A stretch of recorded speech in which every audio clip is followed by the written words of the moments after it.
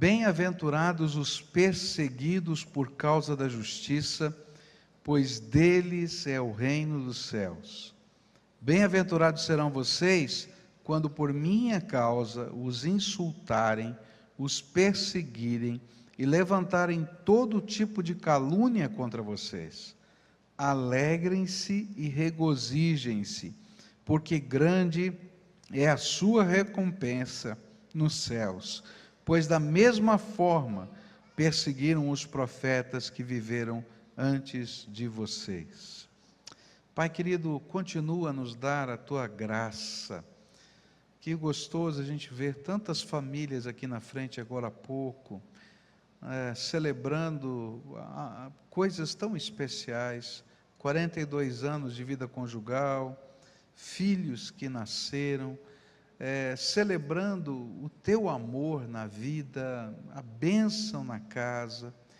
E nesta hora, Senhor, queremos reconhecer a tua fidelidade como cantamos. Bendito seja o Senhor. Mas, Senhor, quando estamos estudando a tua palavra, e hoje vamos ler tantos trechos das Escrituras, aplica a tua palavra ao nosso coração, de tal maneira que a gente possa perceber qual é a mensagem do Senhor para nós individualmente. Fala conosco, é aquilo que oramos em nome de Cristo. Amém e amém. É interessante que nesse contexto em que Jesus fala que você e eu somos abençoados, abençoadores, não é? Pode dizer para quem está perto, você é um abençoado. Mas Deus também te fez um abençoador. Pode falar, Deus fez você um abençoador. É interessante que nesse contexto, ele vai falar de uma bênção que nem sempre eu gostaria de receber, né? Ele diz assim para você, nesse texto, que são abençoados, não é, aqueles que são perseguidos por causa da justiça.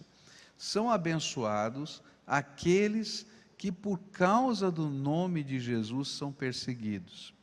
E a palavra vai dizer mais, assim como foram perseguidos os profetas, vocês são perseguidos nos dias de hoje. Eu não sei, mas é uma coisa complicada a gente saber que a perseguição vem acompanhada de uma bênção, porque parece que a perseguição é uma maldição, vamos dizer a verdade, né?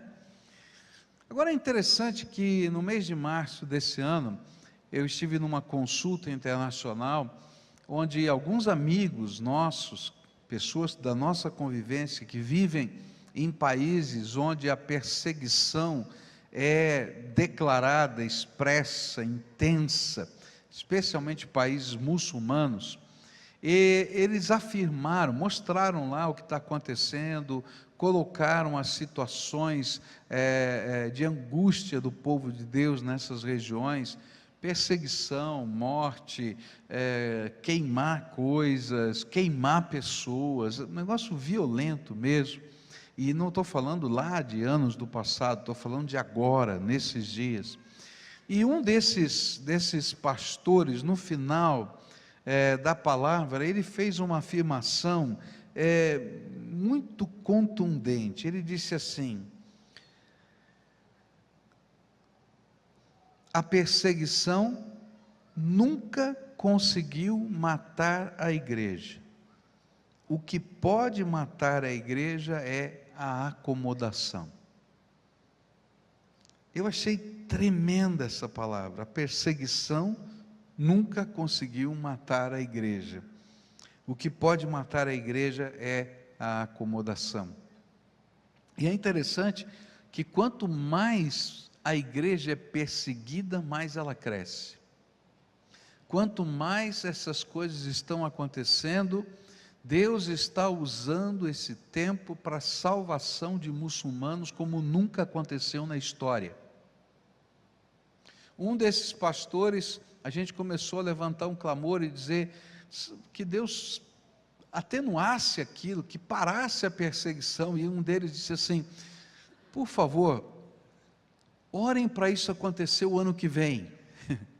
Ele disse, mas como assim, ora? Porque tem tanta gente se convertendo como nunca, porque o Estado Islâmico não persegue só a gente, persegue os próprios muçulmanos, e eles estão agora lendo o Alcorão e lendo a Bíblia e dizendo, não, esse Deus aqui é o que eu vou seguir, porque esse aqui mata a gente, né? E a visão é outra. Então eu achei tremendo como esse povo que está lá vivendo isso, entende que eles são abençoados, abençoadores, de uma maneira que às vezes não consigo entender, nem você consegue entender. O que Jesus queria que nós entendêssemos, é que os abençoados e abençoadores são os que fazem o seu compromisso com Jesus ser maior do que qualquer outra coisa, inclusive a perseguição.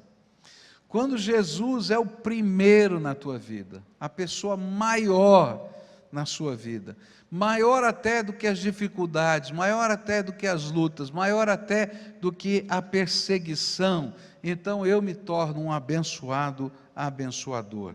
E quando Jesus falou isso, ele estava falando de um contexto de uma igreja perseguida, e a perseguição naquele tempo envolvia vários níveis diferentes.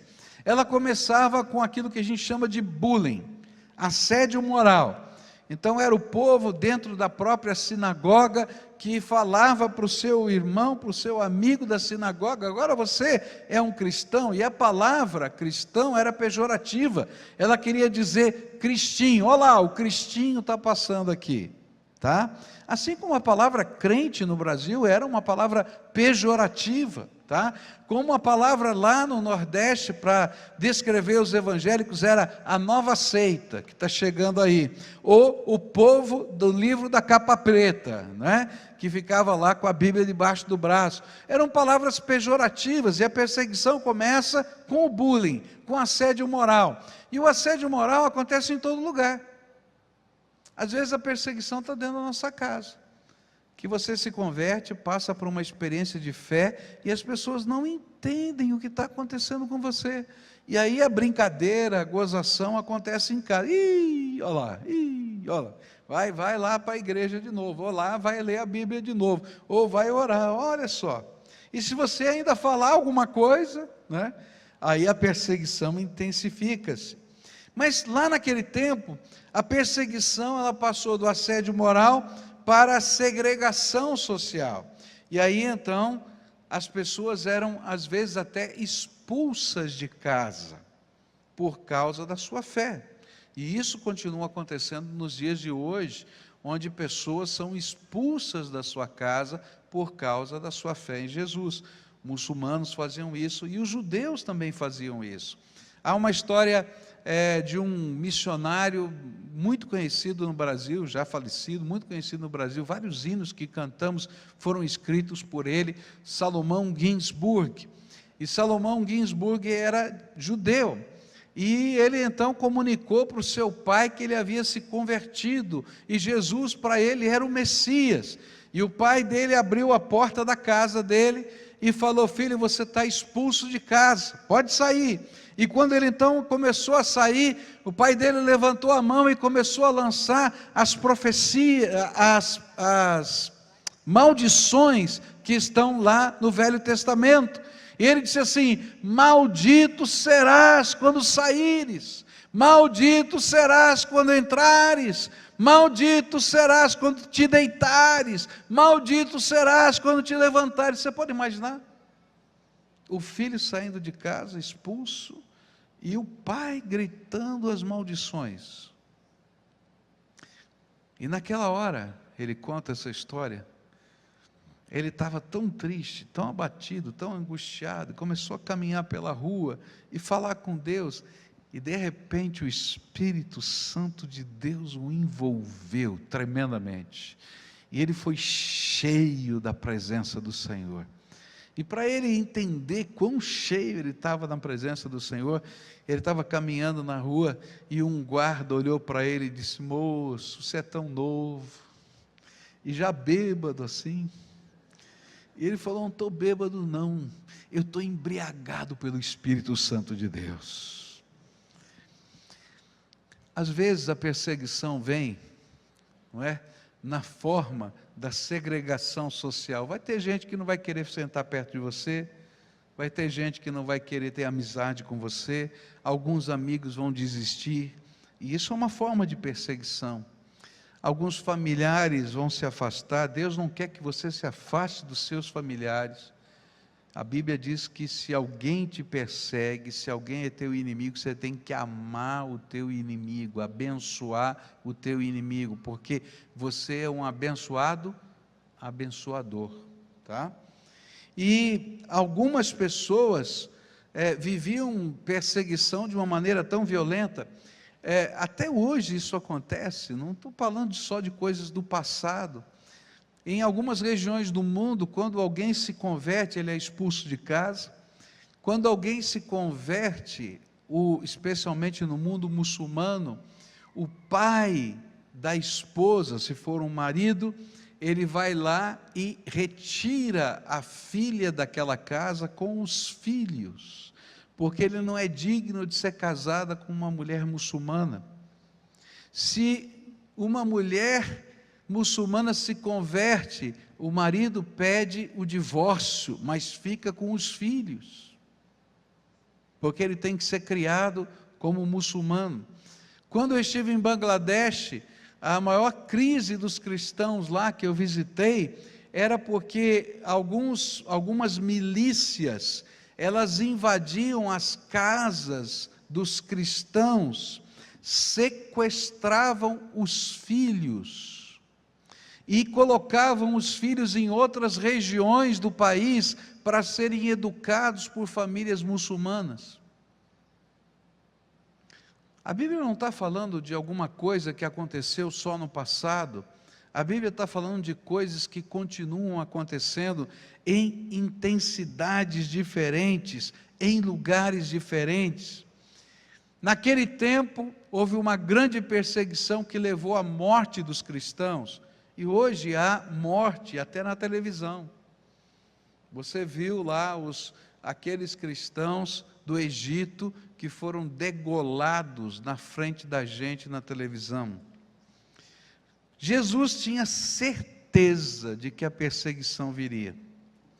E a perseguição, ela é simplesmente o conflito entre dois sistemas de valores irreconciliáveis. Os valores de Deus e os valores da sociedade em que a gente está inserido. A palavra de Deus, a Bíblia, e a injustiça do mundo, ou até a religião que professa um Deus que não é o Deus verdadeiro. O plano e a vontade de Deus e os desejos do mundo estão em conflito.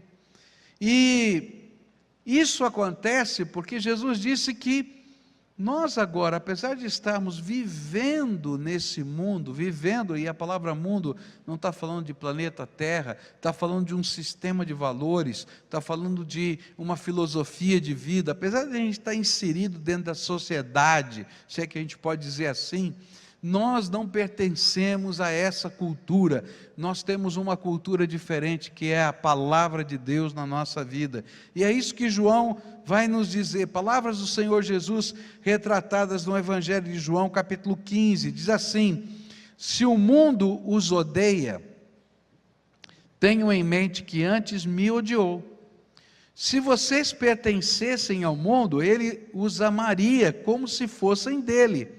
Todavia vocês não são do mundo, mas eu os escolhi, tirando-os do mundo, por isso o mundo os odeia. Lembrem-se das palavras que eu lhes disse, nenhum escravo é maior do que o seu senhor, e se me perseguiram, também perseguirão vocês. Se obedeceram a minha palavra, também obedecerão a vocês. Tratarão assim vocês por causa do meu nome, pois não conhecem aquele que me enviou. Os valores entram em conflito, e é por isso que esses vários níveis de perseguição vão acontecendo. Alguns anos atrás eu conversei com uma senhora, e essa senhora estava muito angustiada, muito triste, ela vivia uma batalha muito grande dentro da sua casa, uma crise familiar, marido e mulher. o seu marido era uma pessoa dependente do álcool, então ele trabalhava regularmente até 6 horas da tarde, depois de 6 horas da tarde bebia todas, e chegava tarde da noite em casa, chegava tão bêbado, que não se sentia na necessidade de comer, deitava na sala e dormia, e isso ao longo de dias, semanas. E aí um dia, quando ele estava sóbrio, ela foi conversar com ele, vamos bater aquele papo, dizer, não está boa, nossa vida não está assim. E aí no meio dessa conversa tensa, ele olha para ela e diz uma palavra que a fere profundamente. E ele diz assim para ela, eu não aguento viver com você. E ela disse, mas então me diz, o que é que eu estou fazendo de errado? E aí então ele olha para ela e diz assim, não, é que você é certinha demais, eu não aguento. E aí ela veio para conversar com o pastor, assim, pastor, olha só o que o meu marido disse. Ele não consegue viver comigo, porque eu tenho valores na minha vida. Você está entendendo o que Jesus está dizendo ali? Há um conflito de valores, e é por isso que a perseguição chega, na forma de bullying, de crítica, de segregação, de intolerância. Por quê? Porque mesmo que você não fale nada, você é diferente, e você vive de modo diferente. E o fato de você ser diferente, falar, viver de modo diferente, sem que você faça nada, denuncia os pecados das pessoas. Isso incomoda. Por isso Jesus vai dizer, olha, vai haver perseguição. Porque se me perseguiram, se me colocaram na cruz, e qual foi a razão de Jesus ir para a cruz? É que Ele era o Salvador desse mundo, e eles não conseguiriam suportar Jesus. Por isso Jesus profetizou em Lucas 21, verso 12, mas antes de tudo isso, prenderão e perseguirão vocês, e então os entregarão a sinagogas e prisões, e vocês serão levados à presença de reis e governadores, tudo por causa do meu nome. Jesus estava preparando a todos nós, e os seus discípulos e apóstolos, porque ele sabia que essas coisas iam acontecer. E é interessante que as profecias afirmam, que vai chegar um tempo nessa terra, chamado grande tribulação, esse tempo está escrito nas Escrituras, e quando chegar esse tempo, se Deus não abreviasse esses dias, até os fiéis não aguentariam, tamanha vai ser a perseguição que vai acontecer nesses dias. Há muitas profecias sobre esse assunto, e é interessante quando a gente lê as profecias, e a gente começa a comparar com os dias de hoje. Eu não gosto muito de fazer comparações assim, sem ter consciência das coisas, mas por exemplo, a Bíblia fala que quando se aproximam esses dias, vai haver chuva de granizo, não é? Que vão ter pedras de até 10 quilos. Eu me lembro que quando eu lia isso, há 20, 30 anos atrás, eu ficava pensando, esse negócio é muito complicado, pedra de granizo de 10 quilos, mas você sabe que já tem pedra de granizo caindo de 1 quilo, caindo de uma maneira sobrenatural, se é aquecimento, não é aquecimento, está lá nas profecias, arrebentando os telhados, destelhando as casas, porque chega como um tiro, aquilo vai caindo e vai furando tudo, pedra de granizo. A Bíblia diz que vai chegar nesses dias em que vai haver uma situação na natureza, de manifestações da natureza, mas vão haver também manifestações políticas, manifestações econômicas, de controle da vida das pessoas, de tal maneira que a fé vai ser perseguida intensamente no meio desses contextos, e esse vai ser o tempo da grande tribulação. Até para comprar, para vender, vai haver controles para que você se identifique como cristão ou não cristão, como servo de Deus ou não. Isso é uma coisa que está lá na profecia. Como vai acontecer? De que jeito vai ser? De que maneira vai ser? Eu não sei, porque as figuras que estão na linguagem profética são figuras de linguagem. A gente não consegue aplicar diretamente, mas você pode pegar os valores. Perseguição vai continuar acontecendo.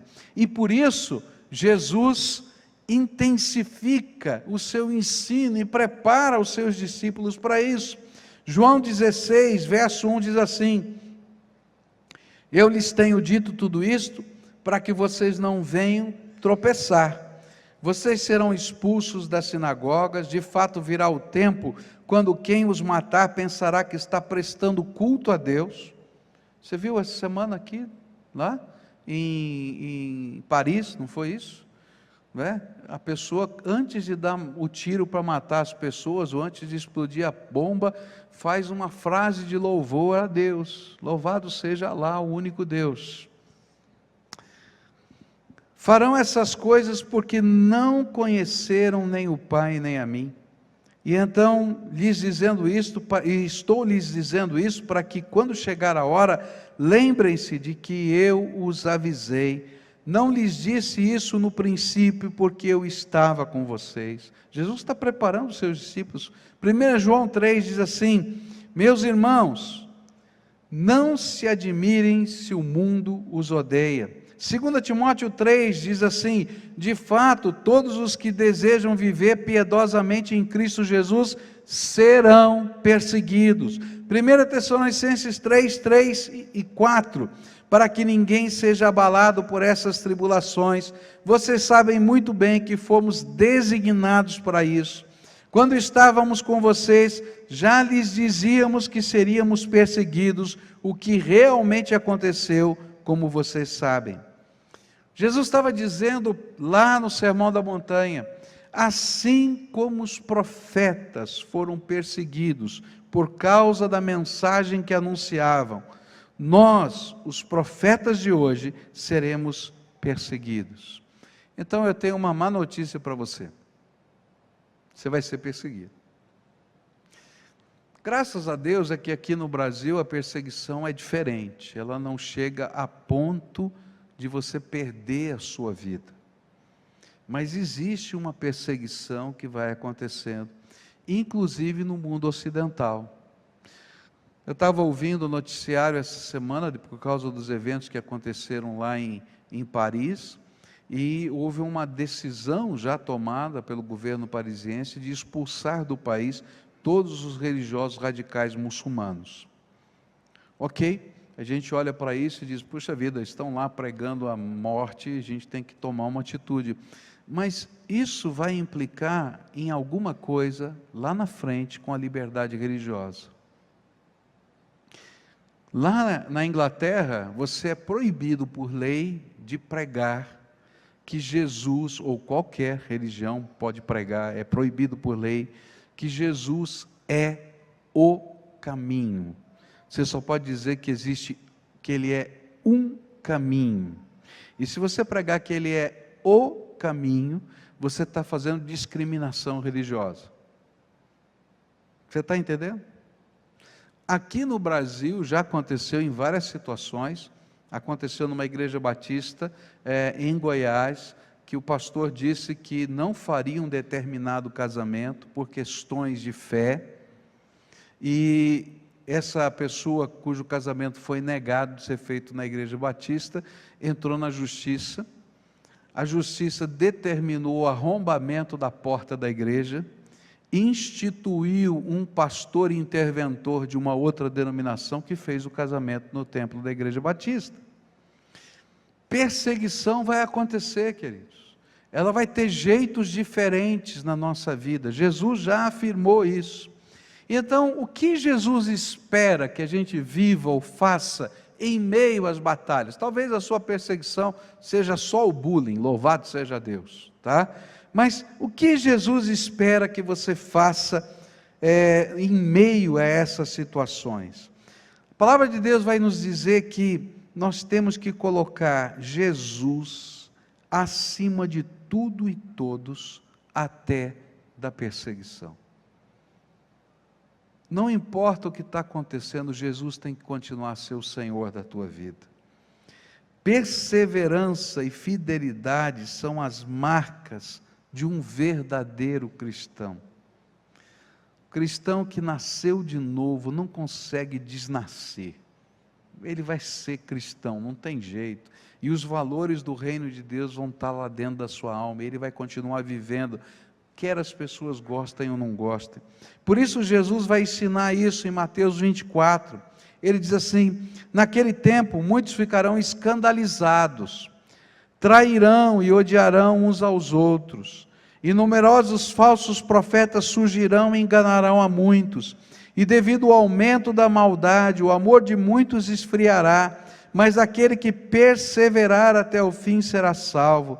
E este evangelho do reino será pregado em todo o mundo, como testemunho a todas as nações, e então virá o fim. O que Jesus está tentando ensinar para a gente? É que no meio dessas batalhas, eu e você corremos alguns perigos. O primeiro perigo é de ficar escandalizado com a fé. Quem vai ficar escandalizado com a fé? Você e eu, se a gente não permanecer firme em Jesus. E esse escândalo da fé é: como é que eu posso estar vivendo com Jesus e de repente as coisas não vão bem? E isso é um grande problema de alguns pregadores de hoje, que pregam que se você tem Jesus, você não tem doença, você não fica pobre, não tem nada que aconteça de errado, não vem crise sobre a tua vida. Olha para a tua vida.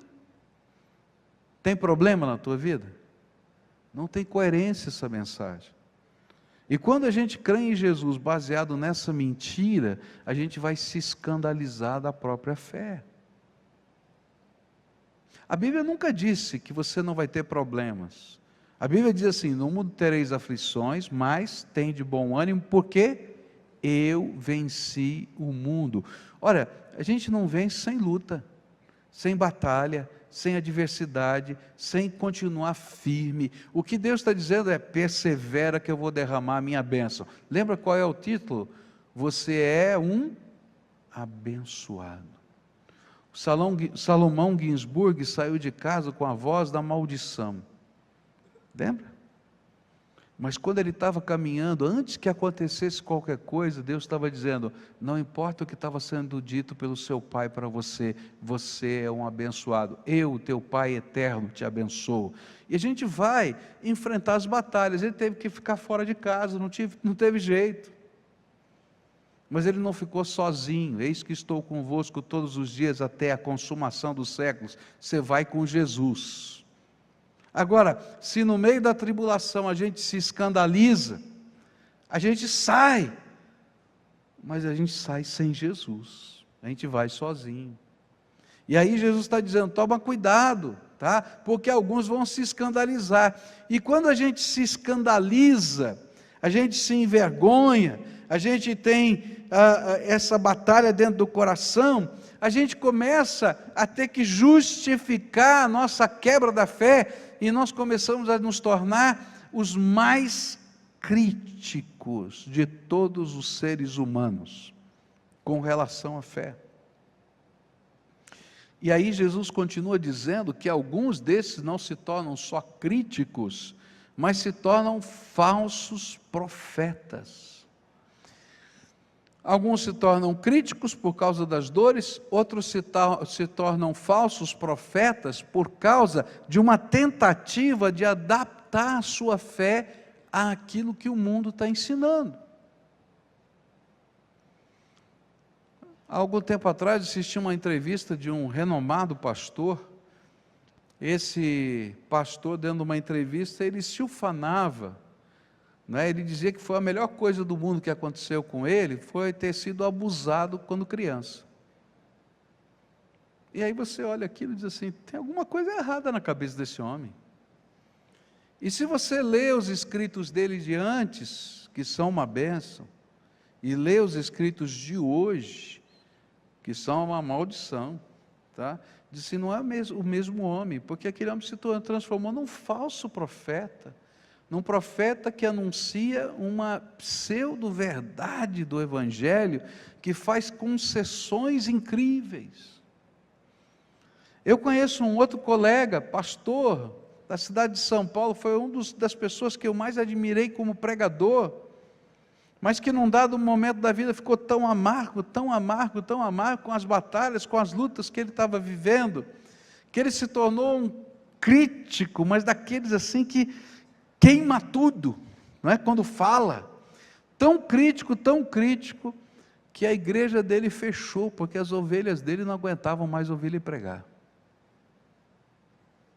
A palavra de Deus está dizendo que no mundo a gente tem aflições, tem batalhas, tem tribulações, e que o que Ele espera de nós é que a gente coloque Jesus acima de todas essas coisas, porque quando Jesus continua a ser o Senhor da nossa vida no meio de todas essas coisas, Deus derrama graça sobre nós, graça que vem sobre a nossa vida, sobre várias formas. A palavra de Deus continua nos ensinando, Filipenses capítulo 1, 27, diz assim, não importa o que aconteça, já preguei esse ano esse texto, não importa o que aconteça, exerçam a sua cidadania de maneira digna do Evangelho de Cristo, para que assim, quer eu vá e os veja, quer apenas ouça a seu respeito em minha ausência, fique eu sabendo que vocês permanecem firmes, num só espírito, lutando unânimes pela fé evangélica, sem de forma alguma deixar-se intimidar por aqueles que se opõem a vocês. Para eles isso é sinal de destruição, mas para vocês de salvação, e isso da parte de Deus, pois a vocês foi dado o privilégio de não apenas crer em Cristo, mas também de sofrer por Ele. Lucas 21, 19 diz assim, é perseverando que vocês obterão a vida. E é interessante porque a palavra de Deus vai nos ensinar de que menos do que perseverança é traição.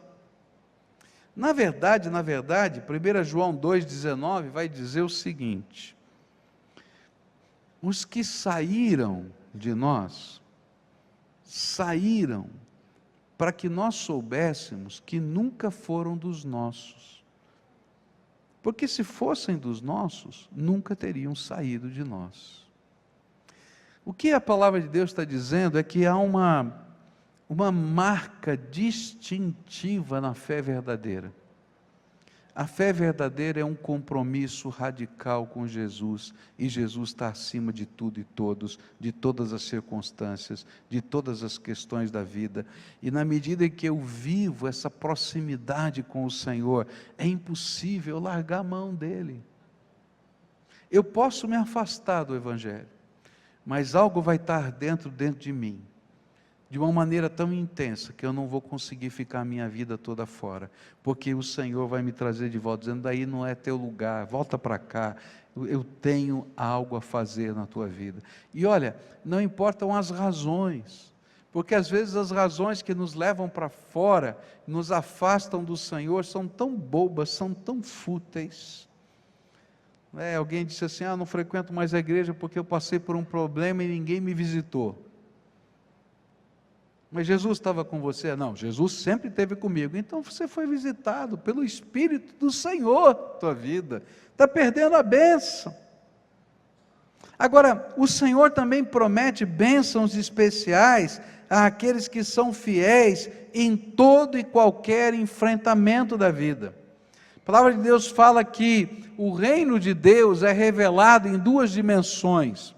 Ele se revela aqui e agora. O reino de Deus está próximo, mais próximo do que você imagina, porque quando você recebe Jesus como Senhor e Salvador da sua vida, Ele passa a fazer parte do seu coração e da sua história. E por onde você anda, você leva o reino de Deus. O reino de Deus se revela aqui e agora, mas o reino de Deus também se revela na eternidade. E a palavra do Senhor vai nos ensinar isso, que há uma honra que o Senhor confere a nós, E quando a gente está vivendo essa perseguição, essa batalha, esses enfrentamentos, o Senhor está revelando uma honra sobre nós. E o Senhor vai revelar junto com essa honra uma graça que vem sobre a nossa vida, mesmo no meio das perseguições. Lembra da história do Salomão Ginsburg? Ele estava sendo perseguido, estava triste, estava chorando, eu também estaria triste e chorando, ouvi uma palavra dessa de maldição do pai, já pensou? Expulsando de casa por causa da fé. Mas ele é honrado pela presença do Espírito, e para ele nunca pensar que foi apenas uma coisa subjetiva e não realidade, passa um guarda por ele e diz assim: moço, tão jovem, está embriagado. E ele diz: não estou não, eu estou cheio do Espírito Santo. O Senhor é quem me abençoa. Está entendendo? E aí a gente vai aprender na palavra de Deus, que nessas duas dimensões, na terra e no céu, Deus está derramando graça especial. Atos 5, 41 e 42 vão dizer assim: os apóstolos saíram do sinédrio alegres, por terem sido considerados dignos de serem humilhados por causa do nome, o nome de Jesus. E todos os dias no templo e de casa em casa, não deixavam de ensinar e proclamar que Jesus é o Cristo. Queridos, isso aqui não é normal. Alguém vai lá e te humilha, e você sai alegre porque recebeu a honra de ser humilhado. Não, isso é coisa de louco. Não, não é de louco, porque certamente naquela hora algo tremendo do poder de Deus estava acontecendo no coração daqueles discípulos. Assim como aconteceu no coração de Salomão Ginsburg. Eles estavam dizendo: glorifica o nome de Jesus que está com a gente aqui. Está entendendo? Essa dinâmica do Senhor na nossa vida. E aí a palavra de Deus vai dizendo assim, que não somente há uma honra que Deus confere, Deus derrama graça, mas nós somos cheios da consolação do Senhor. 2 Coríntios 1,5 diz assim: pois assim como os sofrimentos de Cristo transbordam sobre nós, também por meio de Cristo transborda a nossa consolação. Eu não sei você, mas eu vou dizer para você da minha experiência. Quando eu estou muito quebrado, quando eu estou muito abatido, quando vem batalhas das mais intensas na minha vida, eu entro no meu quarto, ou entro no meu escritório, fecho a porta e começo a orar. Nem sempre, quase nunca, quando eu saio daquele escritório, já mudou o cenário. Muitas vezes o cenário vai mudar, mas vai levar tempo, dias, meses. Mas eu não saio do mesmo jeito que eu entrei naquele lugar. Porque de alguma maneira eu sou visitado e transborda a consolação do Senhor na minha vida, e as promessas de Deus vêm sobre o meu coração, e a esperança é renovada, não uma esperança vã, que vai se desvanecer no tempo, porque eu já tenho na minha vida as marcas de Jesus na minha história, e eu sei que Ele fala a verdade, mas naquela hora, as consolações do Senhor me levantam outra vez. É disso que a palavra está falando. Não está dizendo que você não vai passar por luta, por aflição, por dificuldade, por crise. Queridos, nós vamos passar pela crise que está aqui no Brasil. Só que você não vai passar sozinho, Jesus vai estar com você. Agora não quer dizer que vai estar tudo ali de tapete vermelho, não, tu vai trabalhar muito mais, vai correr muito mais, mas o Senhor vai estar com você. E quando todas as portas se fecharem, o Senhor vai abrir a porta dele para você, porque esse é o jeito de Deus, nem que seja o fubá. A Ana Alzira contou essa história de uma maneira tão incrível, logo depois que ela veio da guerra em Angola. ela disse que ela não aguentava mais comer fubá. Se alguém falasse para ela comer polenta, mingau de fubá, alguma coisa assim, ela não aguentava mais, porque a cidade onde ela estava, ela ficou ilhada, ficou cercada. De um lado da cidade estavam os rebeldes, do outro lado da cidade estavam as tropas federais, e a cidade ficou ilhada no meio. E aí não tinha comunicação, não tinha alimentação, não tinha nada. E era muito interessante porque você podia andar pela rua e ver carros de luxo parados porque não tinha gasolina, abandonados no meio do caminho, porta aberta e tudo. Quem é que ia roubar? Não tinha jeito, né? Aparelhos eletrônicos jogados pelo chão, porque não tinha energia elétrica. Então quem é que ia fazer alguma coisa ali? E sabe o que era riqueza naquele dia? Ter comida. E antes da guerra sair, eles tinham recebido uma doação de 4 toneladas de fubá, e as 4 toneladas de fubá estavam na igreja. E a cidade quase toda vinha para a igreja para comer mingau de fubá com água, porque era a única comida que tinha. Mas ela dizia assim: nós éramos ricos no meio da tribulação, porque o Senhor tinha mandado fubá com água. Agora eu não aguento mais comer fubá. Comi fubá, café da manhã fubá, almoço fubá, né? Jantar fubá, mas bendito fubá. Está entendendo?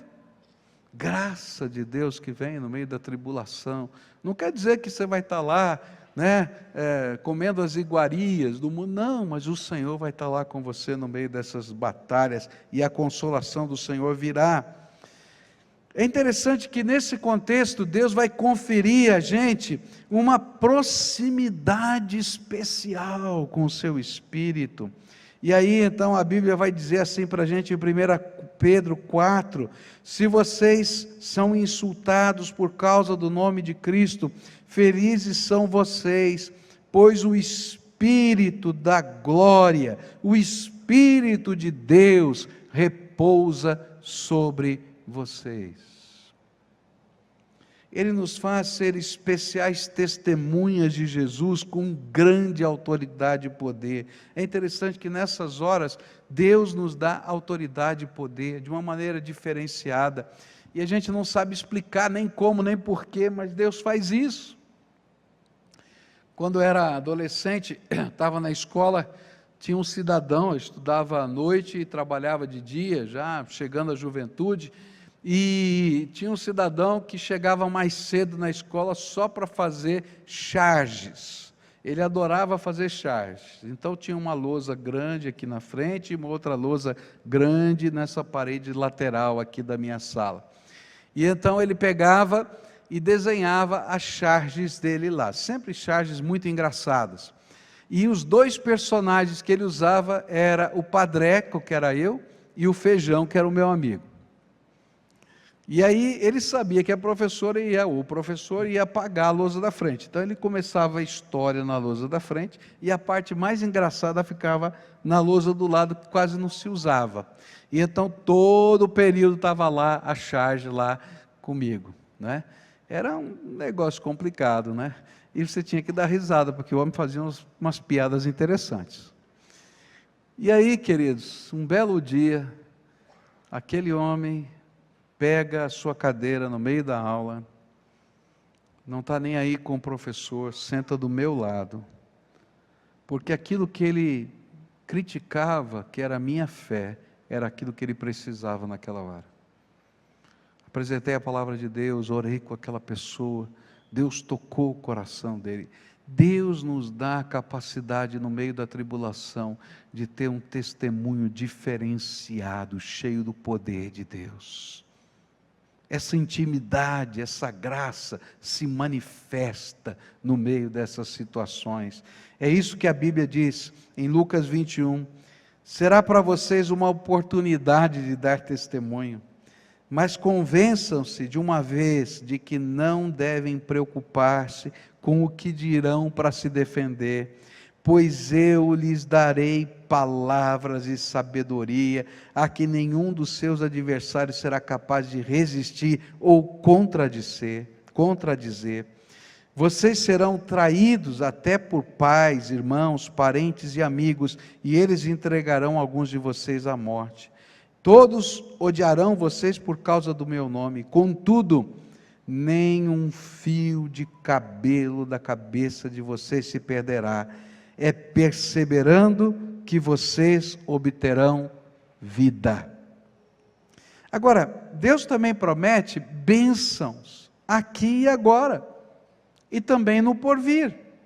A Bíblia diz em Marcos 10, verso 29, e respondeu Jesus: digo-lhes a verdade, ninguém que tenha deixado casa, irmãos, irmãs, mãe, pai, filhos ou campos, por causa de mim e do Evangelho, deixará de receber 100 vezes mais, já no tempo presente, casas, irmãos, irmãs, mães, filhos e campos, e com eles perseguição, e na era futura, a vida eterna.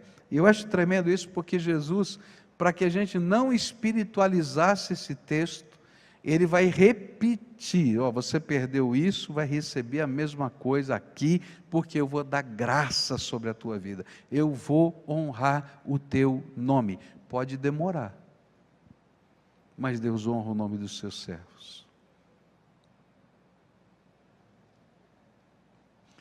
Mas a Bíblia fala que a maior de todas as bênçãos é a eternidade do seu reino e o privilégio de julgar as nações. E lá em 1 Pedro 4 diz assim: o julgamento já começou. Amados, não se surpreendam com o fogo que surge entre vocês para os provar, como se algo estranho lhes estivesse acontecendo, mas alegrem-se à medida que participam dos sofrimentos de Cristo, para que também, quando a sua glória for revelada, vocês exultem com grande alegria. Se vocês são insultados por causa do nome de Cristo, felizes são vocês, pois o Espírito da glória, o Espírito de Deus, repousa sobre vocês. Se algum de vocês sofre, que não seja como assassino, ladrão, criminoso, ou como quem se intromete em negócios alheios. Contudo, se sofre como cristão, não se envergonhe, mas glorifique a Deus por meio desse nome, pois chegou a hora de começar o julgamento pela casa de Deus. E se começa primeiro conosco, qual será o fim daqueles que não obedecem ao Evangelho de Deus? E se ao justo é difícil ser salvo, que será do ímpio e pecador? Por isso mesmo, aqueles que sofrem de acordo com a vontade de Deus, devem confiar sua vida ao fiel Criador e praticar o bem. E essa é uma das coisas tremendas, né? Se você está sendo perseguido, o que a gente faz? A gente ora por aqueles que nos perseguem e abençoa. Abençoa. A vontade que dá de Senhor, manda um raio do céu agora, não é? Mas a Bíblia diz: não, você abençoa no meu nome, porque você é um abençoado, abençoador. Porque toda perseguição, ela vai cessar. Porque a graça de Deus vai se interpor. E nem um fio de cabelo cai. Nem um fio de cabelo cai. Alguns caíram. Mas caiu pela vontade de Deus. E são abençoados. É disso que a palavra de Deus está falando. Quero terminar com os últimos textos que estão aqui, porque eu acho que elas são incríveis. 2 Coríntios 4 diz assim: por isso não desanimamos, pelo contrário, mesmo que o nosso homem exterior se corrompa, contudo, o nosso homem interior se renova de dia em dia, porque a nossa leve e momentânea tribulação produz para nós eterno peso de glória acima de toda comparação. Apocalipse 2 diz assim: não tenha medo do que você está prestes a sofrer. O diabo lançará alguns de vocês na prisão para prová-los, e vocês sofrerão perseguição durante 10 dias. Seja fiel até a morte, e eu lhe darei a coroa da vida. Mateus 19 vai dizer assim: e então Pedro lhe respondeu: não deixamos tudo para seguir-te, que será de nós? E Jesus lhes disse: digo-lhes a verdade, por ocasião da regeneração de todas as coisas, quando o Filho do Homem se assentar em seu trono glorioso, vocês que me seguiram Também se assentarão em 12 tronos para julgar as 12 tribos de Israel. E todos os que estiverem deixado casas, irmãos, irmãs, pai, mãe, filhos ou campos por minha causa, receberão 100 vezes mais e herdarão a vida eterna. Contudo, muitos primeiros serão últimos, e muitos últimos serão primeiros. O que Jesus está dizendo é que o reino de Deus está em você, por isso você é um abençoado. E porque o reino de Deus está em você, você é um abençoador por onde você passa. E até os inimigos são abençoados, até os que perseguem são abençoados. Mas a Bíblia fala que não apenas aqui na terra essa bênção vai acontecer. A palavra de Deus fala de coisas que passam dessa terra, que vão para a eternidade. E uma das cenas que Jesus fala para Pedro, eu acho que ela é incrível demais, a gente tem que entender essa cena. Pedro diz assim: Jesus, a gente perdeu tudo. Por causa do teu nome a gente perdeu tudo. Aí Jesus diz assim: olha, não tem problema, eu vou acrescentar o que foi tirado. Porém, eu quero que vocês entendam o que vai acontecer na eternidade. Naquele dia, quando eu vou julgar todas as coisas, vocês vão se assentar junto comigo no trono da glória. Eu não consigo entender toda a grandeza disso, porque se eu e você entendêssemos toda a grandeza de Deus, a gente já estaria com a boca no pó. Mas Jesus está dizendo: você não fica preocupado, porque naquele dia vocês vão estar conosco. E naquele momento, Israel é que estava perseguindo os cristãos. E ele diz assim: vocês vão julgar junto comigo as 12 tribos de Israel, os seus perseguidores. É tão tremendo isso, porque Deus está dizendo para a gente que Ele vai colocar sobre nós uma graça e uma autoridade que a gente não consegue entender no seu reino. Eu não consigo ter a dimensão de tudo isso, porque é grande demais. Nessa manhã eu queria orar por você. Eu não sei como é que você chegou aqui, quem sabe você esteja passando pela sua grande tribulação, não é aquela da profecia, mas você está passando pela sua grande tribulação. E louvado seja Deus, porque Ele é aquele que abrevia as grandes tribulações. É isso que vai acontecer nos dias finais, que a Bíblia já nos diz, que o Pai vai abreviar esse tempo por nossa causa. E Ele é aquele que continua abreviando esse tempo na minha vida e na tua vida. Talvez você esteja vivendo um tempo de grande angústia, porque a primeira grande batalha que acontece, já falei aqui para você, é uma batalha onde Satanás tenta dissuadir-nos da nossa fé. E todas essas coisas que estão acontecendo à nossa volta são usadas pelo inimigo para dizer: onde está o teu Deus? Se você ler alguns salmos do Velho Testamento, você vai ver que essa é uma estratégia antiga. E a estratégia antiga era essa, não é? Onde está o teu Deus? Está ouvindo a tua oração? Está sim. Ele não está só ouvindo, ele está morando dentro de você. Está no teu coração. Ele não consegue mentir. Ele disse: eis que estou convosco todos os dias até a consumação dos séculos. Você vai passar por essa tribulação, no tempo em que ela durar, mas o Senhor vai derramar graça sobre a tua vida, nem que seja um fubá. Está entendendo? Nem que seja um fubá. Agora, quem tinha fubá naquela terra estava rico. Porque se eu falar fubá hoje aqui, não tem sentido. Agora fubá, quando não tem nada para comer e tem soldado de um lado jogando bomba do outro e assim vai. E outra coisa que ela falou é que todos os prédios ao redor da igreja foram destruídos por bombas. E o único edifício que ficou de pé é onde estavam abrigadas as pessoas, ali junto com o fubá. Tem algo de Deus acontecendo.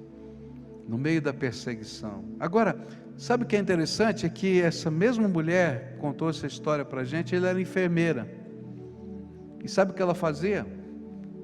Ela saía no meio dos campos, junto com alguns irmãos da igreja, para pegar os feridos, e não importava o lado que eram os feridos. E lá na igreja tinha rebelde e tinha federal, e os dois olhavam para ela e diziam: doutora, salva a minha vida. Porque naquela hora não tinha farda, nem inimigo, só tinha a graça de Deus. Você está entendendo? E quando ela saiu, fugida daquele país, aquelas pessoas que ela tratou diziam: vai embora, vai embora, vai embora, porque a senhora doutora tratou de mim. É assim que funciona a vida da gente. Ser fiel até a morte, e dar-te-ei a coroa da vida. Então fica de pé agora, eu quero orar por você. Quero orar por você. Eu não sei o que está acontecendo na tua vida. Talvez você esteja passando por uma grande tribulação. O Senhor é fiel, e você vai colocá-lo acima da tua tribulação. Se você estiver passando por um tempo muito complicado, quem sabe até de pressões da vida, até por causa da sua fé, você vai crer que o Senhor é contigo onde você for. Se alguém lançou uma maldição sobre você, por isso que eu não tenho medo de maldição, de urucubaca, nada disso, porque não pega. O Deus vivo lançou uma bênção sobre a minha vida. Você é um abençoado, não precisa ficar com medo. Você é um abençoado de Deus. E nesse meio dessa batalha, o Senhor vai se revelar de uma maneira profunda e íntima. Mas eu quero orar por você. Se a tua fé estava balançando, hoje é dia de reafirmar. Eu vou firmar minha fé em Jesus de qualquer jeito, e vou crer na sua graça. E não importa o que aconteça, tu has de ser Senhor da minha vida por toda a eternidade. Posso orar assim? Você concorda? Concorda? Concorda? Então agora, antes de eu orar, você vai fazer uma coisa. Se tem alguma dor no teu coração, se tem uma pessoa que está machucando você, se tem uma circunstância envolvendo gente que está machucando você, você vai agora abençoar essas pessoas, essas circunstâncias, essas vidas em nome de Jesus. Então agora levanta um clamor de bênção. A primeira oração é tua: Senhor, está doendo, está machucando, a injustiça dói, mas eu vou abençoar no teu nome, pela fé, porque o Senhor me ensinou a fazer isso.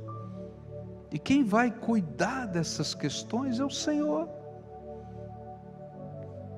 E eu quero te pedir, Senhor, salvação, transformação, vitória, graça, para eles e para mim também. Agora eu quero orar por você. Querido Senhor, nós estamos aqui reunidos em nome de Jesus, o teu Filho. E a tua palavra é tão clara. Hoje praticamente só lemos as Escrituras, só lemos as Escrituras. E a tua palavra fala no nosso coração. Então agora, Senhor, ajuda-nos a colocar a nossa fé no Senhor Jesus, acima de qualquer coisa. Que ninguém aqui seja escandalizado pelos momentos difíceis que estão vivendo. Que ninguém aqui se torne um falso profeta, nem seja seguidor de um falso profeta, porque não tem futuro. Mas que os valores do reino de Deus estejam colocados de uma maneira tão profunda na nossa alma, que a gente só possa vivê-los pela fé, com toda alegria no nosso coração, sentindo que é uma honra servir ao Senhor nessa terra. E agora eu quero te pedir, Senhor, que tu estejas derramando a tua bênção. Se alguém disse que eles são malditos, Eu quero dizer em nome de Jesus: bendito serás quando entrares, bendito serás quando saíres, bendito serás quando te deitares, bendito serás quando te levantares, bendito serás quando estiveres no caminho, bendito serás quando voltares por esse caminho, porque o Senhor é o Deus que nos abençoa. E por onde esse povo estiver passando, que a bênção do Senhor se espalhe, porque eles são abençoados, abençoadores, no nome de Jesus. Senhor, derrama a tua bênção nessas casas, derrama a tua bênção, Senhor, de amor e misericórdia, derrama paz e consolação, abrevia o tempo, Senhor, da tribulação. É aquilo que te pedimos em nome de Jesus. Amém e amém. Diga para quem está perto: você é abençoado. Você é abençoado, tá? E Deus te desafia a ser um abençoador. Dá a mão para quem está perto de você. Fecha o corredor agora para a gente encerrar esse culto. A gente vai terminar dentro de 2 minutos. Segura aí, tá? E agora adora a Deus, porque mesmo no meio da tribulação Ele é o teu Deus, Ele é o teu Senhor. Eu já tinha encerrado o culto, mas o Espírito Santo está falando comigo aqui que tem pessoas aqui hoje que precisam colocar a sua vida na mão de Deus. O Espírito Santo falou para você hoje durante esse culto, não sei como, de que maneira, que você precisa entregar a tua vida, colocar a vida na mão do Senhor e fazer dele o primeiro na tua vida. Eu estava aqui cantando e falando com Deus, mas já acabei o culto. O Senhor falou: não, fala isso aí, tem gente aqui. Então, se você é essa pessoa que Deus está falando com você, eu quero colocar a tua vida na mão de Deus, quero orar com você. Vai saindo do teu lugar agora, em nome de Jesus, vem para cá, porque o Espírito Santo quer fazer alguma coisa na tua vida hoje. Ele falou para mim, então vem para cá. Quem são as pessoas que Jesus falou? Está falando esse culto, sai aí do seu lugar agora, em nome de Jesus, pode sair já. O Senhor está falando com você, está confirmando isso na tua vida, pode vir em nome de Jesus, vai colocar, estou aqui, Senhor, estou me derramando na tua presença. O Senhor falou comigo, eu ouvi a voz do teu Espírito, Senhor, então agora eu quero orar por você, tá? E a gente vai se colocar na mão do Senhor. Tem alguma coisa aí? Você vai colocar a tua vida inteira na mão do Senhor, do jeitinho que está, porque Ele é santo, poderoso, vai fazer obras tremendas aí na tua vida. Olha só quanta gente, né? E eu ia terminar o culto, olha só. Deus sabe de todas as coisas, né? Então vem para cá, lá na galeria tem gente, tem um descendo aqui, tem mais. Deus está falando lá em cima também, vem para cá. Se o Espírito Santo de Deus está falando com você, vem para cá. Rápido, pode vir. Se tiver uma família, chama a família toda, vem. Não, o Senhor está falando conosco, nós precisamos colocar a nossa vida na mão do Senhor hoje. A gente está passando pelas batalhas, mas o Senhor vai ser o Deus da nossa vida. Então vem para cá, em nome de Jesus, nome de Jesus, nome de Jesus. Nós vamos orar junto aqui, tá? Tá chegando gente aqui, vem para cá, em nome de Jesus, vem. Que coisa linda, olha só. Perdão, Senhor, estava lutando com o Senhor aqui.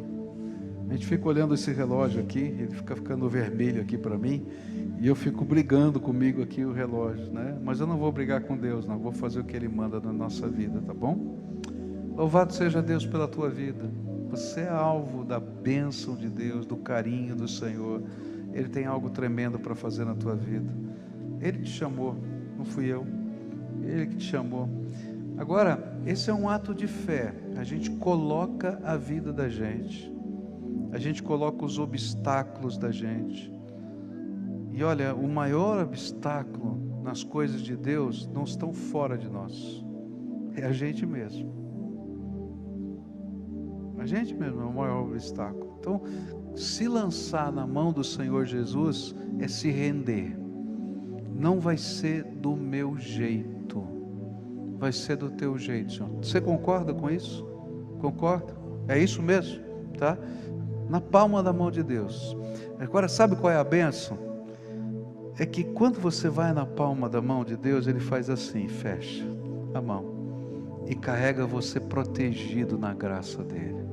Tá bom? Então agora você vai fazer a primeira oração. O que o Espírito Santo falou com você? Eu não sei o que o Espírito Santo falou, só você sabe. Então fala: Senhor, eu ouvi a tua voz, e diz o que ele falou para você. E agora eu estou me entregando nas tuas mãos. Quero estar na palma da tua mão. Do teu jeito, Senhor. Fala para ele: do teu jeito, Senhor. Do teu jeito. Inteirinho. Pode fazer o que o Senhor quiser. Porque eu quero aprender a andar na tua graça. Nessa hora, Pai, eu quero te pedir a bênção do Senhor sobre os teus filhos. Abre as janelas dos céus agora e faz aquilo que pregador nenhum pode fazer, igreja nenhuma pode fazer, cerimônia religiosa nenhuma pode fazer. Derrama o teu Espírito Santo sobre eles. Ó Pai, que eles se sintam embriagados pela tua presença, envoltos na tua graça. E Senhor, se existem coisas que oprimem, que escravizam, que Satanás tem colocado sobre essas vidas, na autoridade do nome de Jesus eu quero repreender o poder de Satanás sobre essas vidas e em nome de Jesus declarar libertação em nome de Cristo, vitória em nome de Cristo, bênção do Senhor sobre essa casa em nome de Jesus. E quero te pedir, Senhor, que o teu Espírito seja o professor particular na vida deles, ensinando-os a seguir o único caminho que existe, que é Jesus Cristo, Senhor nosso.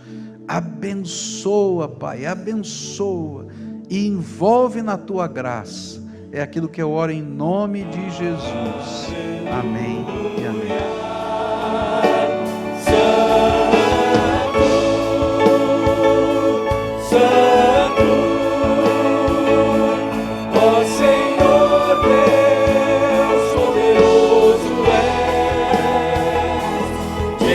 Senhor.